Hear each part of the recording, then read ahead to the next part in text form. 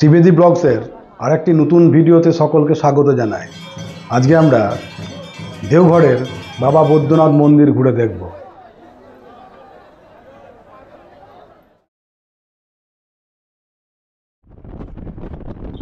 বৈদ্যনাথ মন্দির, যা বাবা বৈদ্যনাথ মন্দির নামেও পরিচিত, এটি ঝাড়খণ্ডের দেওঘরে অবস্থিত। দ্বাদশ জ্যোতির্লিঙ্গের মধ্যে অন্যতম হল বাবা বৈদ্যনাথ। বাবা বৈদ্যনাথ মন্দির বা দেওঘর আসতে গেলে যোশীটি স্টেশনে নেমে আসতে হবে। কলকাতা থেকে যোশীটি আসার অনেক ট্রেন রয়েছে। পৌরাণিক কাহিনী অনুসারে রাবণ শিবকে তুষ্ট করার জন্য হিমালয় অঞ্চলে তপস্যা করেছিলেন। তিনি তার 9টি মস্তক শিবের উদ্দেশ্যে নিবেদন করেন।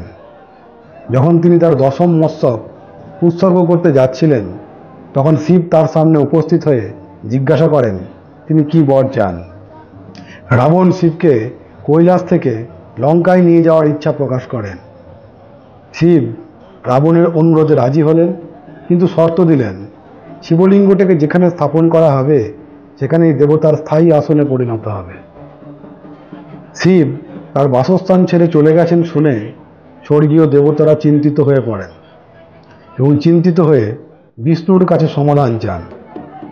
কিন্তু তখন জলের সঙ্গে যুক্ত দেবতা বরুণকে রাবণের পেটে প্রবেশ করতে বলেন এবং দেওঘরের আশেপাশে রাবণ প্রস্রাব করার প্রয়োজন অনুভব করেন। ঠিক এই সময় বিষ্ণু বৈজু গাদারিয়া নামে এক রাখালের রূপ ধারণ করেছিলেন। রাবণ যখন প্রস্রাব করতে যাচ্ছিলেন, তখন এই বালককে শিবলিঙ্গ ধরতে দেন। রাবণের বিলম্ব দেখে বালক শিবলিঙ্গকে মাটিতে রেখে দেন এবং রাবণ শিবলিঙ্গটিকে তোলার চেষ্টা করেও ব্যর্থ হয় এবং তখন থেকেই মহাদেব কামনালিঙ্গের মূর্ত প্রতীক হিসাবে দেওঘরে বাস করেন। এখন যে জলাশয়টি দেখছেন সেটি রাবণের প্রস্রাব দ্বারা সৃষ্ট বলে মনে করা হয় এবং যা বর্তমানে শিবগঙ্গা নামে পরিচিত।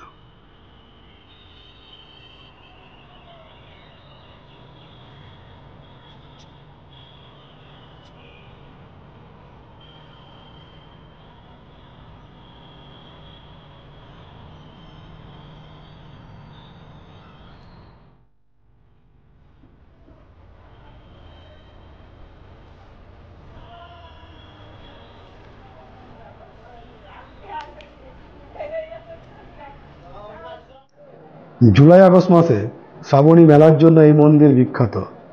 এই সময় প্রচুর ভক্ত সমাগম হয়। 108 কিলোমিটার দূর থেকে সুলতানগঞ্জের গঙ্গা থেকে জল নিয়ে এসে মহাদেবের মাথায় ঢালা হয়। এখানে বাবা বৈদ্যনাথ মন্দিরকে ঘিরে রয়েছে 21টি অন্যান্য মন্দির। মন্দির দর্শনের জন্য সাধারণ লাইন ছাড়াও ভিআইপি প্রবেশের ব্যবস্থা রয়েছে।